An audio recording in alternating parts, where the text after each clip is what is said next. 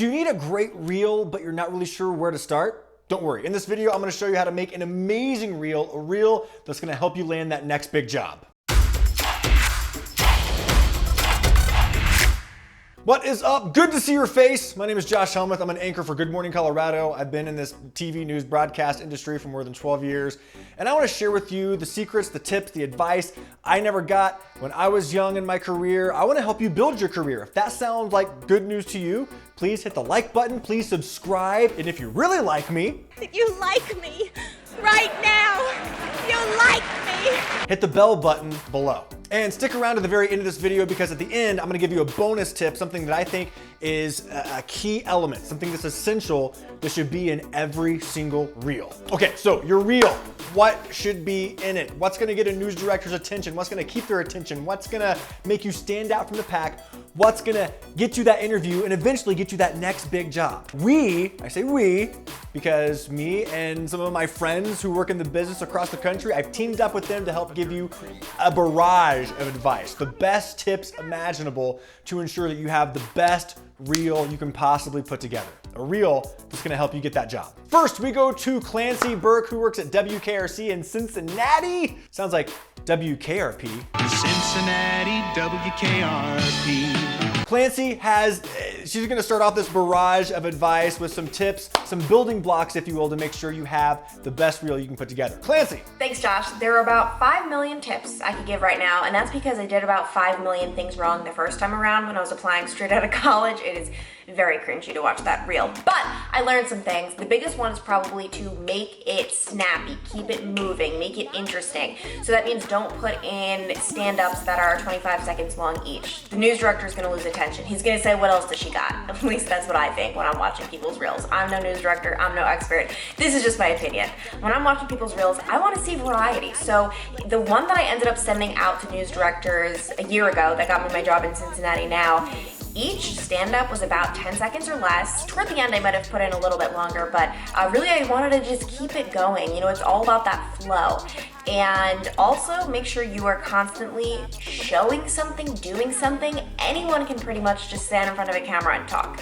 I think the very first clip on my reel, I'm just talking, it's 5 seconds. It was just to establish, hello, this is my face, this is who I am. Now let's keep it moving. And I think the next one I showed was me in front of a large tree that fell.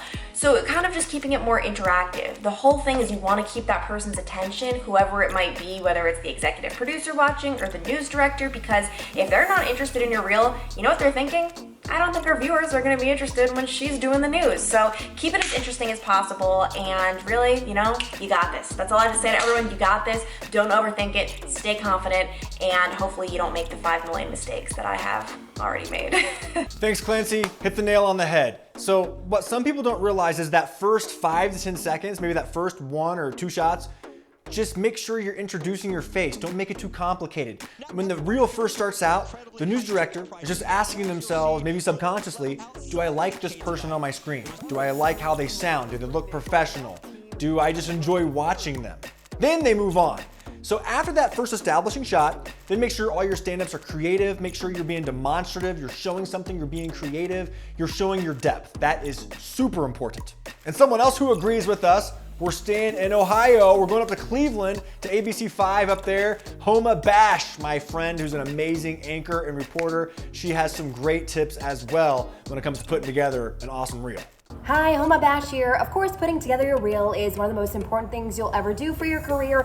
It is the news director's first look at you first time. They see the way you talk, the way you look, the way you tell a story. So my advice is make sure you include plenty of range. Show that you can be serious, show that you can be lighthearted, choose a real variety of topics, and then include that montage of stand-ups that are showing you in different environments, doing different things. And make sure you put your very best stuff at the very top.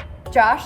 And Homa's right. So after you have that establishing shot, just introducing your pretty face, make sure you have a montage of great stand-ups, but put your best at the very top, just past that establishing shot, all right? You wanna keep the news director's attention, you wanna grab them right away. You don't wanna bury the lead. If you have a creative live shot or a stand-up that makes you look like the Stanley Kubrick of TV news, put that at the top. Don't bury the lead. Because if you don't impress the news director right away, within like the first 20 or 30 seconds, they're gonna move on. They just get way too many tapes. There are some positions in this business, especially sports, we'll get into that in another video, where they get hundreds of tapes. You have to grab their attention right away, as fast as you can. And if you're applying for a reporter job, make sure you don't have a bunch of just anchor clips in there. Make sure you're showing that you're a Jack or Jill of all trades. Show your urgency, your creativity. Maybe you have an awesome live shot where you're just ad-libbing like crazy and you look great and you're very professional and you give all these awesome facts. Whatever it is, maybe you're being picked up by an elephant. Yes! No way, wow. Yeah. You don't have to add that. Don't add any elephant shots. But make sure that you show something that really stands out from the rest of the pack, that shows that whatever job you're applying for, maybe it's a multimedia position, an MMJ, an MSJ position, make sure that you demonstrate that you're able to do all that. And just a reminder, this is really subjective. Although there are key elements we all believe should be in a reel, you can think outside the box. And it's okay to get inspiration from other reels on YouTube, as my friend Morgan Young in St. Louis explains. All right, reels. The very first thing I want to say is that as you are putting your reel together, especially if it's your first reel, give yourself grace. It is such an awkward process. There is nothing natural about looking at yourself and listening to yourself do your job for that long. So do the very best that you can, put together your very best product. Just know it's only going to get better. You want the beginning of your reel to be about 45 seconds to a minute of live shots, stand-ups, and anchor reads if you have them. It's called a montage. Then you want about 2 or 3 packages to come after that. When you are putting your montage together, it's really important that you use your most active and demonstrative stand-ups and or live shots. You really don't want anything where you're just standing there. If you do not have those right now, this is a really great time to start working on them. You can find a lot of really good examples of them on YouTube. Just remember that your reel is kind of like you putting yourself out there to news directors to say, I look great, I sound great, and I can get the job done in a creative way.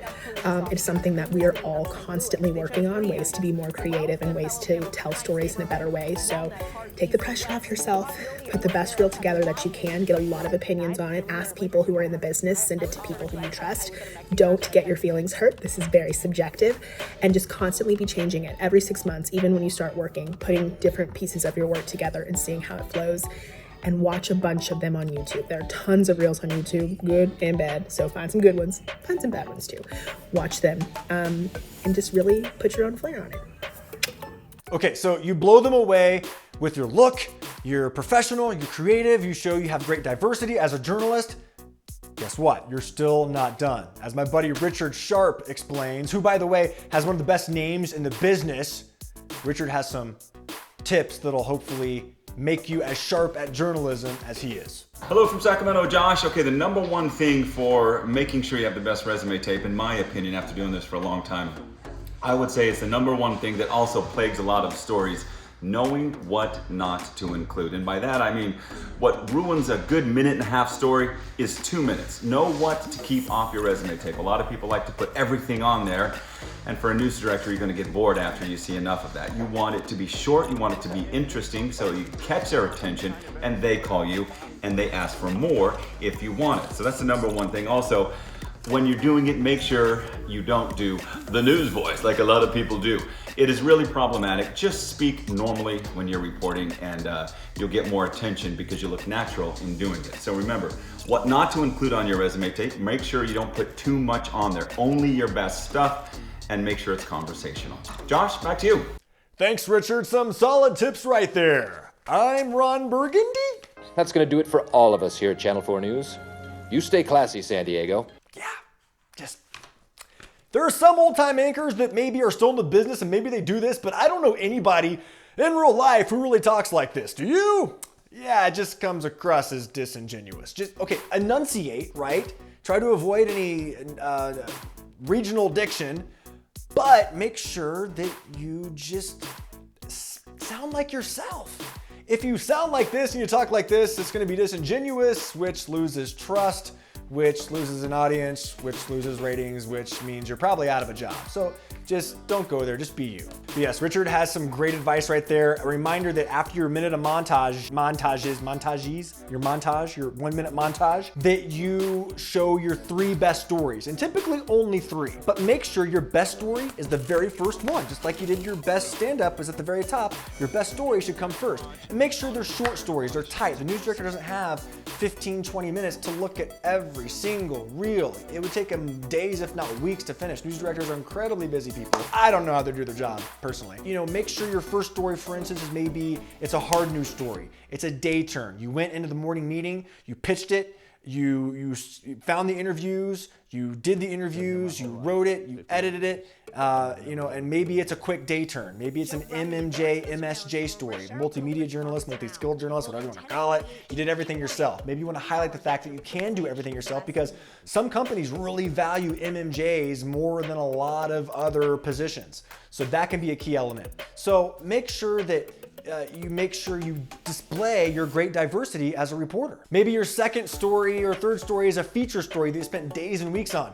Maybe one was up for an award. Maybe another story is really outside the box. I'm gonna show you what I did, because I was a sports anchor in St. Louis, and so I didn't do very many day turns. I did a lot of feature stories on top of my sports stuff. And a lot of them, of course, most of them were sports related features. So here's what I did. My very first story that I did on the back end of my reel, I thought was some of my best storytelling. It was a feature story about Ariel Pint, a one-arm softball star out of St. Louis, St. Charles High School. Very inspirational. This story was nominated for an Emmy. There's a link in the corner of your screen if you'd like to watch the whole thing. But then I followed up that story with a feature on a high school football player named Aaron Witt Jr. He's a player who made a comeback following a stroke. So still a feature, but medical related. So I had a lot of research, a lot of medical terminology that I expanded upon in this story. And then my last story was really outside the box. It was a day turn in which the package was all one shot. The interviews, the voice track, all timed together to fit within one take. There's a link to that story too. All these stories linked are down below in the description.